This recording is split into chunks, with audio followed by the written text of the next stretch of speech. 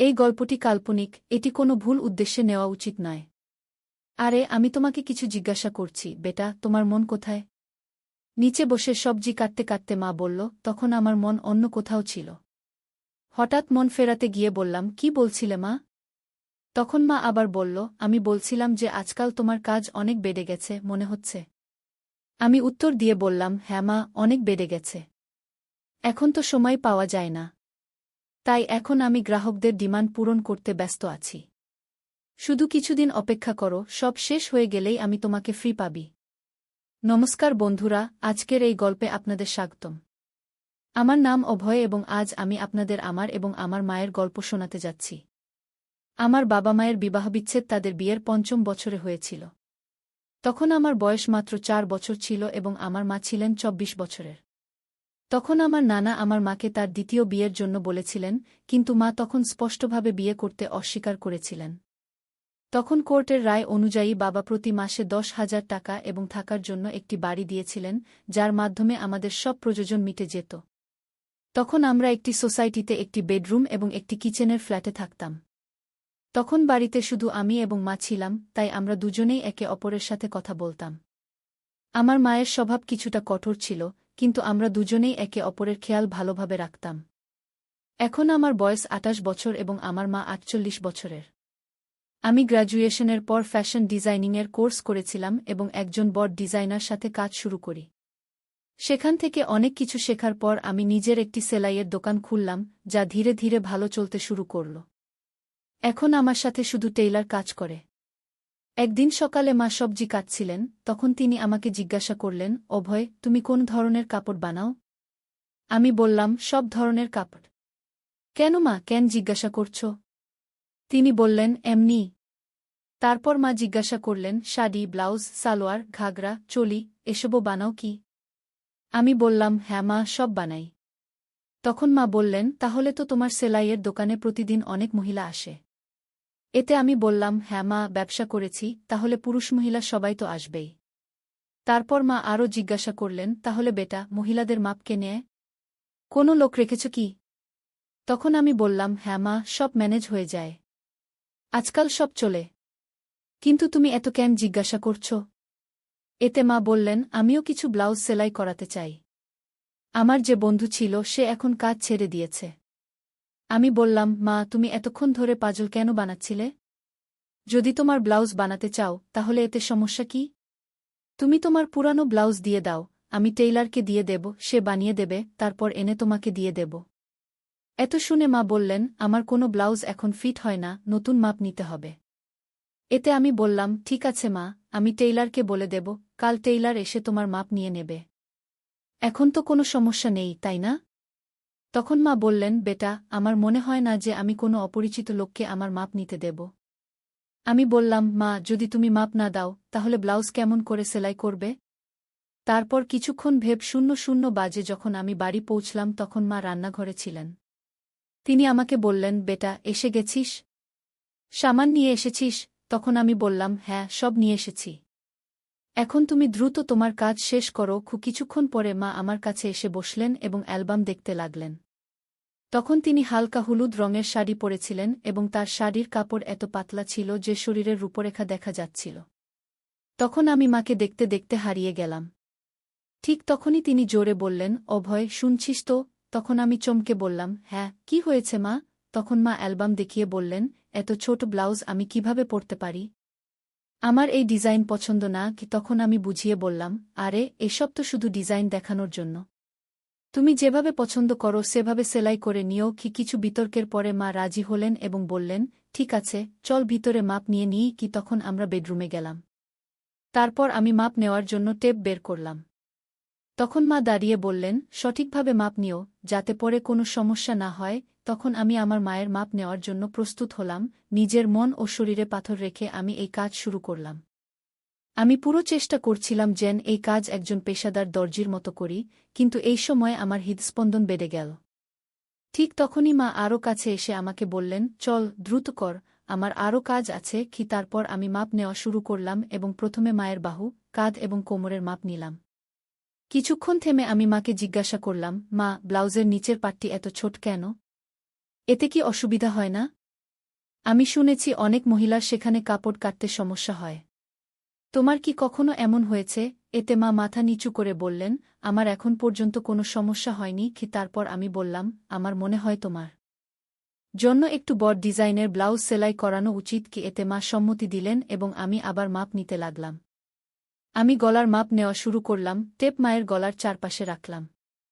তখন আমি খেয়াল রাখলাম যেন আমার আঙুল তার ত্বক স্পর্শ না করে এবং তার থেকে 1 ইঞ্চি দূরে থাকে।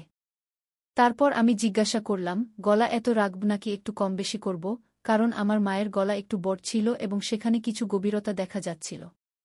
তাই আমি একটু হেসে বললাম, মা, তোমার কি ভালো লাগবে? মা হেসে বললেন, বেটা, তুমি তো এখন এই কাজে দক্ষ হয়ে গেছো। আমি উত্তর দিলাম, মা, তুমি যেমন বলবে আমি তেমনই করব। তারপর মা আবার বললেন, টেপ এত দূরে কেন রেখেছ? এটা সঠিক জায়গায় রাখো, তবেই মাপ সঠিক আসবে। কি এ কথা বলে মা টেপ নিজের হাতে সঠিক জায়গা লাগিয়ে দিলেন। এই সময় আমার হাত প্রথমবার মায়ের গলা স্পর্শ করল। তখন আমার মনে হল যেন আমাকে জোরে একটা ঝাঁকুনি দেয়া হয়েছে, কিন্তু আমি নিজেকে নিয়ন্ত্রণে রাখলাম এবং সেই মুহূর্তের পুরো আনন্দ নিলাম। ঠিক তখনই মা বললেন, এই পুরনো ব্লাউজগুলো এখন টাইট হয়ে গেছে। এখন আমি একটু উঁচু এবং গভীর গলার ব্লাউজ সেলাই করানোর ভাবছি। তুমি কি মনে করো অভয়?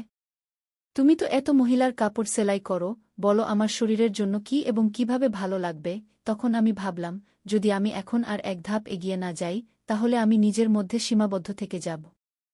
তাই আমি বিভিন্ন কৌশল যখন তাকে দেওয়া হলো, তখন তার মুখে একটি প্রশ্নবোধক ভাব ছিল। তারপর আমি বললাম, মা, সব বলছি, একটু অপেক্ষা করো, আগে একটু পানি খেয়ে আসি। তোমার কি দরকার? তখন সে মাথা নেড়ে না করে দিল।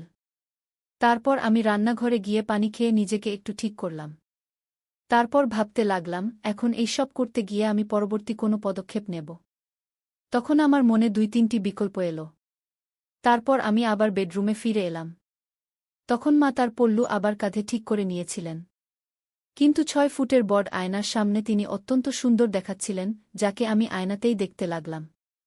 ঠিক তখনই মা বললেন, কোথায় মন দিয়েছ বেটা, এদিকে দেখো। এখন আমি তোমাকে এই ব্লাউজেই বদলে দেখাচ্ছি, যেমন তুমি আমাকে বলেছিলে যে আমরা গলা 1 ইঞ্চি গভীর করে নিই। তারপর তিনি বললেন, তুমি উপরের হুক খুলে দাও এবং উপরের কিনারাগুলো ভিতরের দিকে মুড়ে দেখো। তখন তিনি ঠিক বুঝতে পারলেন না, তাই তিনি প্রশ্নভরা দৃষ্টিতে আমার দিকে তাকিয়ে বললেন, আমার বুঝতে সমস্যা হচ্ছে, তুমিই করে দাও, আমি তোমার উপরই ছেড়ে দিচ্ছি। তখন তীর সোজা লক্ষ্যে লাগল এবং আমিও এটাই চেয়েছিলাম। তারপর আমি ধীরে ধীরে তার হুক খুললাম এবং কিনারাগুলো উল্টো দিকে ভিতরের দিকে মুড়তে লাগলাম। আমি এটা করছিলাম, আর তিনি নিজেকে আয়নায় দেখছিলেন। তারপর আমি দ্রুত আমার কাজ শেষ করতে লাগলাম। সেই দিন আমিও এক অদ্ভুত শান্তি পাচ্ছিলাম। যখন আমার কাজ শেষ হল, তখন আমি তার এবং ড্রেসিং টেবিলের মাঝখান থেকে সরে একপাশে হয়ে গেলাম এবং তাকে বললাম, দেখো, এখন এটা ঠিক যেমন তুমি চেয়েছিলে, 1 ইঞ্চি গভীর, কেমন লাগছে এখন বলো। তারপর মা ব্লাউজের দিকে তাকালেন এবং আমাকে বললেন, অভয়, সত্যি বলছি, এমন গলায় আমার খুব আরাম লাগে। এমন ব্লাউজ পরলে মনে হয় না যেন হাঁসকে জলে ভাসিয়ে দেওয়া হয়েছে। তারপর আমি বললাম, মা, রাগ করো না, কিন্তু একটা কথা বলি। এখন আমি পরবর্তী পদক্ষেপ নিয়ে তাকে আরও স্বাচ্ছন্দ্য বোধ করানোর চেষ্টা করতে চাই। তখন মা হেসে বললেন, না রে অভয়, আমি তোমার উপর কিভাবে রাগ করতে পারি, বলো না যা বলতে হবে।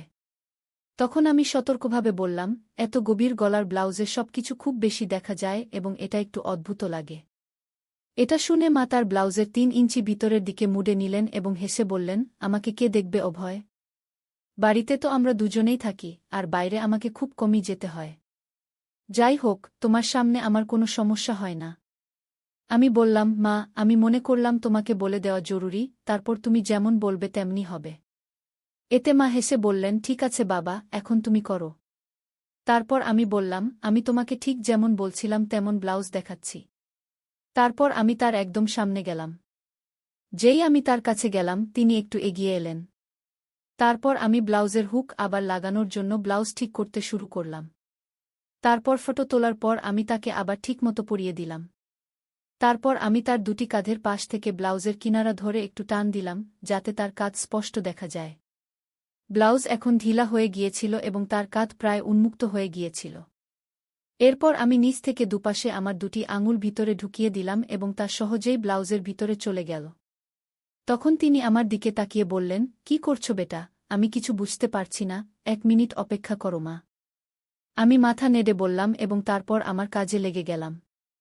এখন আমি তার ব্লাউজের নিচের কিনারা ধরে একটু নিচে টান দিলাম। তারপর আমি তার ব্লাউজের নিচের 2টি হুক খুলে দিলাম। এখন তার গলার কাটিং একটু দেখা যাচ্ছিল। এখন সব কাজ শেষ করে আমি একটু পিছিয়ে গিয়ে তাকে একবার দেখলাম এবং তারপর কিনারায় চলে গেলাম। এখন তার গলা বড় হয়ে গিয়েছিল কিন্তু বেশি গভীর ছিল না। তখন আমি লক্ষ্য করলাম যে তার মুখে সন্তোষ দেখা যাচ্ছিল না, সম্ভবত তিনি আরও গভীর গলা চেয়েছিলেন। তাই আমি জিজ্ঞাসা করলাম, কি হলো মা, এটা কি ঠিক লাগছে না? তখন মা হাত রেখে শরমে হেসে বললেন, না রে, আমার গভীর গলা ভালো লাগে, নইলে মনে হয় কেউ শক্ত করে বেঁধে দিয়েছে। তার কথা শুনে আমার মনে হলো যেন 440 ভোল্টের শক লাগল। তারপর তিনি বললেন, আরে এটা অনেক সময় শুধু দড়ির কারণেই হয়, একটা কাজ করো, তুমি কি শুধু ব্লাউজেই মাপ নিতে পারো? যাই হোক, আমার এমন একটি ব্লাউজ চাই যাতে নিচে কিছু পরার দরকার না হয়, যদি মাপ ঠিকমতো নাও তাহলে ভালো হবে। আমি বললাম, হ্যাঁ মা, এটা ঠিকই থাকবে, কিন্তু বাকি ব্লাউজের জন্য তো নিচে পরা জরুরি হবে, নইলে সেগুলো টাইট হয়ে যাবে। তখন মা মাথা নেড়ে বললেন, ঠিক আছে, তুমি এখানেই অপেক্ষা করো, আমি আসছি। তারপর তিনি বাথরুমে চলে গেলেন এবং দরজা একটু খুলেই রেখে দিলেন। তখন মনে হলো দরজার পিছন থেকে উকি দিই, কিন্তু আমি সংযত থাকলাম, কারণ আমি ঠিক করেছিলাম ধীরে ধীরে মাকে আমার সামনে স্বাচ্ছন্দ্য বানানো হলো। তারপর 5 মিনিট পর মা বাইরে এলেন এবং আমার সামনে এসে দাঁড়ালেন। তখন এক পলকের জন্য আমি তার দিকে তাকালাম এবং তাকিয়ে হতবাক হয়ে গেলাম, কিন্তু আমি কোনো প্রতিক্রিয়া দিলাম না এবং আমার কাজে লেগে গেলাম।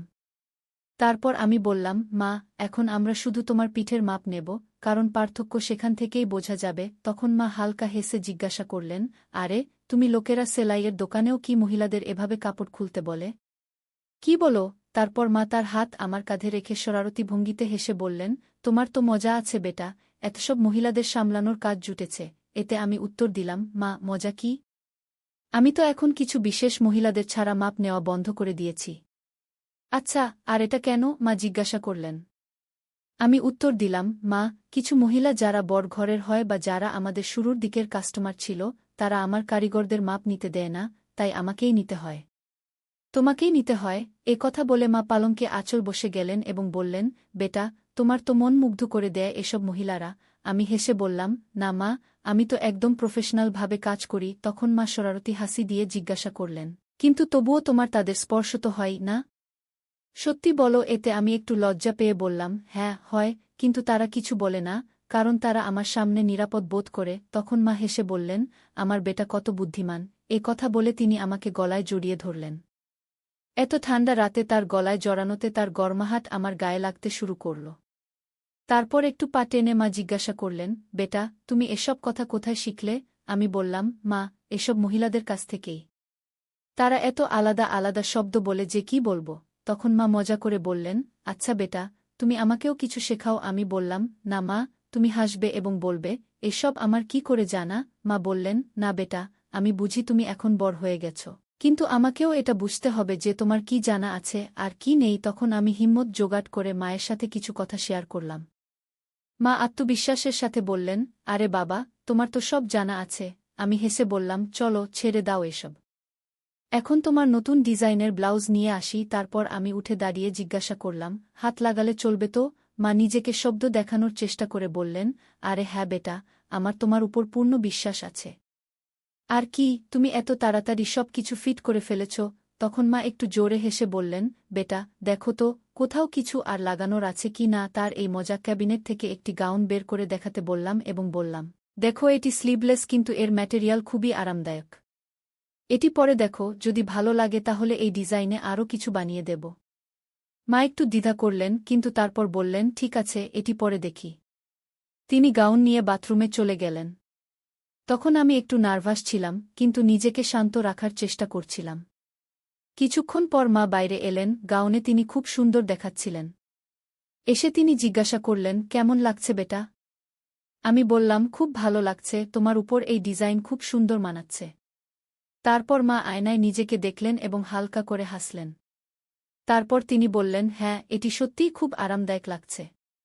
তারপর আমি মাকে বললাম, তাহলে নিশ্চিত, এখন আমি এমন আরও 2-3টি ডিজাইন তৈরি করে দেব।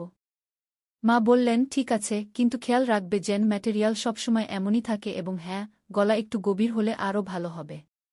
তারপর আমি সম্মতিতে মাথা নাড়লাম। এ কথা বলতে বলতে মা আবার সাধারণ পোশাকে ফিরে এলেন। তারপর আমাদের কথোপকথন সেখানেই শেষ হয়ে গেল। শেষ পর্যন্ত আমি অনুভব করলাম যে মায়ের সাথে এই কথোপকথন শুধু তার আরামের জন্য ছিল না, বরং একটি নতুন দৃষ্টিভঙ্গি বোঝার জন্যও ছিল। এটি এমন একটি মুহূর্ত ছিল যেখানে আমরা দুজনেই একে অপরের অনুভূতিকে আরও ভালোভাবে বুঝতে পেরেছিলাম।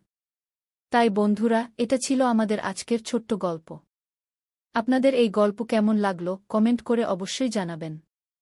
আর যদি গল্পটি পছন্দ হয়ে থাকে তাহলে লাইক করুন এবং আপনার বন্ধুদের সাথে শেয়ার করুন। আগামীতেও এমন রোমাঞ্চকর গল্পের জন্য আমাদের চ্যানেল সাবস্ক্রাইব করুন এবং বেল আইকন প্রেস করতে ভুলবেন না, যাতে আপনি আমাদের কোনো গল্প মিস না করেন। ধন্যবাদ।